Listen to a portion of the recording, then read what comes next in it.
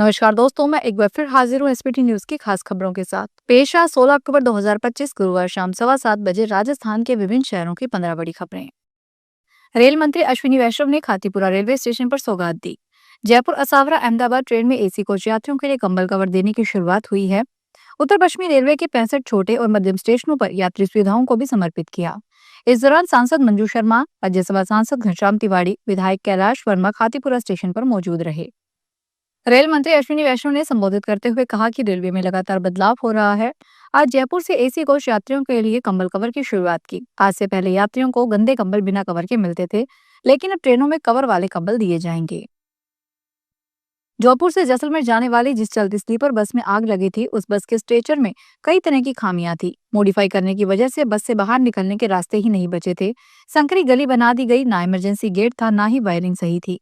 इन कमियों के बावजूद चित्तौड़गढ़ के परिवहन अधिकारियों ने स्लीपर बस बॉडी को अप्रूव करते हुए रजिस्ट्रेशन कर दिया। जिस कारखाने में ये बस को मॉडिफाई किया गया, उस कारखाने में परिवहन विभाग के अधिकारियों ने दबिश दी। उस वर्कशॉप से 66 गाड़ियों की चेसिस और बॉडी जब्त की गई। साथ ही कारखाना संचालक को निर्देश दिए गए हैं कि अग्रिम आदेश तक किसी भी बस बॉडी या चेसिस में कोई बदलाव नहीं किया जाए। राजस्थान के मुख्यमंत्री भजनलाल शर्मा ने जैसलमेर से जोधपुर आ रही एसी स्लीपर बस में आग लगने से हुई दुर्घटना में जान गंवाने वाले लोगों के आश्रितों और घायलों के लिए आर्थिक सहायता स्वीकृत की है। शर्मा ने आज गुरुवार को कहा कि शोक की इस घड़ी में राज्य सरकार मृतकों के परिजनों के साथ खड़ी है। उन्होंने कहा कि मृतकों के आश्रितों को 10-10 लाख रुपए की आर्थिक सहायता स्वीकृत की गई है। जिन परिवारों में 3 या अधिक लोगों की मौत इस दुर्घटना से हुई, उन परिवारों को 25-25 लाख रुपए की सहायता दी जाएगी। गंभीर घायलों को 2-2 लाख रुपए और अन्य घायलों को 1-1 लाख रुपए की आर्थिक मदद दी जाएगी। भारतीय खाद्य सुरक्षा और मानक प्राधिकरण ने सभी राज्यों और केंद्र शासित प्रदेशों के खाद्य आयुक्तों को एक नया निर्देश जारी किया है। इसमें स्पष्ट किया गया है कि किसी भी खाद्य पदार्थ के नाम या ब्रांड में ओआरएस शब्द का प्रयोग पूरी तरह निषेध है। एफएसएसएआई ने जारी आदेश में कहा कि यह आदेश पहले के 2 आदेशों को सुप्रीसीड करता है, यानी अब ये आदेश रद्द माने जाएंगे। पहले इन आदेशों के तहत कुछ कंपनियों के ब्रांड नाम ओआरएस शब्द का प्रयोग करने की अनुमति दी गई थी, बशर्ते वे अपने लेबल पर यह चेतावनी दें कि यह उत्पाद डब्ल्यूएचओ द्वारा अनुशासित ओआरएस फार्मूला नहीं है। राजस्थान सरकार ने वरिष्ठ आईएएस अधिकारी के पाठक को केंद्रीय डेपुटेशन के लिए रिलीव कर दिया है। पाठक अब केंद्रीय उर्वरक मंत्रालय में संयुक्त सचिव के रूप में अपनी सेवाएं देंगे। इस कदम के साथ ही राजस्थान कैडर के कुल 23 आईएएस अधिकारी अब केंद्र सरकार के विभिन्न मंत्रालयों और विभागों में अपनी प्रशासनिक जिम्मेदारियां निभा रहे हैं। सरदार शहर में स्थानीय एसीजेएम न्यायालय में 8वीं कक्षा का फर्जी प्रमाण पत्र पेश कर चुनाव लड़ने के मामले में रंगाईसर ग्राम पंचायत की सरपंच संतोष देवी को 3 वर्ष की कारावास की सजा से दंडित किया गया है। कोर्ट ने संतोष देवी को फर्जी प्रमाण पत्र जारी करने वाले सरस्वती उच्च प्राथमिक विद्यालय ढिंगारला के प्रधानाध्यापक लीलाधर पूनिया को भी 3 साल की सजा सुनाई है। दिवाली से पहले ही दिल्ली में प्रदूषण बढ़ने लगा है। दिल्ली में 5 सेंटरों Anand Vihar, north campus, Mathura road, Dwarka 300 पार कर गया है। तेजी से बढ़ रहे प्रदूषण को लेकर पर्यावरण मंत्री मनजिंदर सिंह सिरसा ने बताया कि दिल्ली में क्लाउड सीडिंग यानी कृत्रिम बारिश को लेकर तैयारी पूरी कर ली गई है। सिरसा ने कहा, चुनिंदा इलाकों में दीपावली के एक दिन बाद कृत्रिम बारिश करवाई जा सकती है। मौसम विभाग अगले 2 से 3 दिनों में जब हरी झंडी देगा तो ब्लास्टिंग स्प्रे के बाद क्लाउड सीडिंग का एक सैंपल लिया जाएगा। राजस्थान पुलिस की साइबर क्राइम शाखा ने गंभीर एडवाइजरी जारी करते हुए कहा कि साइबर अपराधी अब विभिन्न ई-कॉमर्स प्लेटफॉर्म्स का नाम इस्तेमाल करके लोगों को ठग रहे हैं। ये ठग फर्जी वेबसाइट, व्हाट्सएप लिंक और नकली कस्टमर केयर के जरिए आम जनता की बैंक डिटेल्स और ओटीपी चुरा रहे हैं। उप महानिरीक्षक पुलिस साइबर क्राइम विकास शर्मा ने आमजन से अपील की है कि वे इन 4 मुख्य धोखाधड़ी के तरीकों को पहचानें और ठगी से बचने के लिए तुरंत सुरक्षा के उपाय अपनाएं। पंजाब में पराली जलाने के मामले लगातार बढ़ते जा रहे हैं। Commission for air quality management द्वारा जारी ताजा आंकड़ों के अनुसार राज्य में अब तक कुल 165 पराली जलाने के मामले दर्ज किए जा चुके हैं।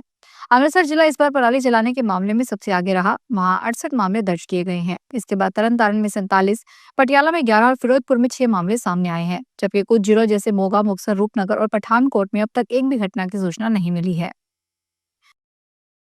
जैसलमेर बस हादसे के बाद परिवहन विभाग की ओर से प्रदेश भर में कार्रवाई की गई है, जिसके विरोध में ऑल इंडिया टूरिस्ट परमिट बस ओनर एसोसिएशन की ओर से जोधपुर से किसी भी रूट पर बसों के संचालक पर रोक लगा दी गई है। फिलहाल जोधपुर में निजी बसों का संचालन पूरी तरीके से बंद है, जिसमें आम जन को भी परेशानी का सामना करना पड़ रहा है। Jodhpur all India tourist permit बस ओनर एसोसिएशन का आरोप है कि विभाग की ओर से एक तरफा कार्रवाई की जा रही है, जो कि पूरी तरीके से गलत है। संगठन की ओर से आज अति आवश्यक बैठक रखी गई है, जिसमें इस मुद्दे पर चर्चा कर निर्णय लिया जाएगा। भीलवाड़ा शहर में यूआईटी की रियायती आवासीय भूखंड योजना की लॉटरी आज नगर निगम टाउन हॉल में बड़ी संख्या में आवेदकों की मौजूदगी में नगरीय विकास मंत्री झावर सिंह खर्रा द्वारा निकाली गई। लॉटरी प्रक्रिया में शामिल होने जयपुर विकास प्राधिकरण की 3 सदस्यीय टीम भीलवाड़ा आई है। लॉटरी के दौरान एससी कोटे में अन्य वर्ग के लोगों के नाम खुलने पर टाउन हॉल में मौजूद आवेदकों ने आपत्ति की। उनका कहना था कि जब एसटी के लिए निर्धारित कोटा है तो लॉटरी के फॉर्म की चेकिंग की गई है, तो इस कोटे में दूसरे समाज के लोगों के नाम कैसे निकले हैं। फलौदी जिला कलेक्टर और जिला मजिस्ट्रेट श्वेता चौहान ने आगामी धनतेरस, दीपावली, गोवर्धन पूजा और भाई दूज त्योहारों के मद्देनजर आदेश जारी किए हैं। 18 से 23 अक्टूबर तक क्षेत्र में कानून, यातायात और शांति व्यवस्था बनाए रखने के लिए कार्यपालक मजिस्ट्रेट नियुक्त किए गए हैं। इन नियुक्तियों का उद्देश्य सार्वजनिक स्थानों पर सुरक्षा व्यवस्था की निगरानी सुनिश्चित करना है। कानून व्यवस्था बनाए रखने के लिए कार्यपालक मजिस्ट्रेट नियुक्त आदेश के अनुसार उपखंड अधिकारी पूजा चौधरी को फलोडी का उपखंड मजिस्ट्रेट नियुक्त किया गया है। उदयपुर में अपने घर से निजी ट्यूबवेल खुदवा रही थी और उसका पानी बाहर टैंकरों में भेजकर सप्लाई किया जा रहा था। जानकारी अधिकारियों के सामने आई तो पेयजल संसाधनों के दुरुपयोग रोकने को लेकर जिला प्रशासन और जलदाय विभाग ने उदयपुर में कार्रवाई करते हुए ट्यूबवेल जब्त किया है। असल में शहर में कतिपय लोगों की ओर से अवैध रूप से पेयजल सप्लाई करने की शिकायतें मिलने पर इन दिनों जलदाय विभाग नजर बनाए हुए था। दीपावली से पहले सरस डेयरी ने पशुपालकों को बड़ी सौगात दी है। अलवर जिला दुग्ध उत्पादक सहकारी संघ ने दूध खरीद दरों में बढ़ोतरी करते हुए अब 100 रुपए प्रति लीटर के हिसाब से दूध खरीदने की घोषणा की है। यह दर राज्य में सबसे अधिक है। अब तक डेयरी की ओर से पशुपालकों से 90 रुपए प्रति लीटर दूध खरीदा जा रहा था।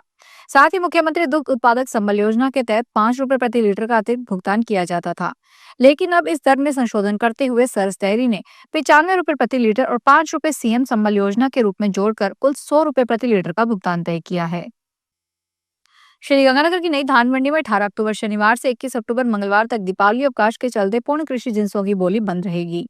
इस दौरान कृषि जिंसों की आवक भी बंद होगी। गंगानगर ट्रेडर्स एसोसिएशन अध्यक्ष भूपेंद्र पाल आहूजा और सचिव गौरव मुंडेवाला और गंगानगर कच्चा आड़तिया संघ के अध्यक्ष राधेश्याम मित्तल और सचिव गुरदेव सिंह भुल्लर ने पक्की आड़त व्यापारियों से शनिवार तक जिन ढेरियों की नीलामी हो गई है उनका उठाव करवाने और सुरक्षा की दृष्टि से मंडी प्रांगण में खुले रखे नरमा, कपास आदि की ढेरियों को अच्छी तरह से ढककर रखने को कहा है।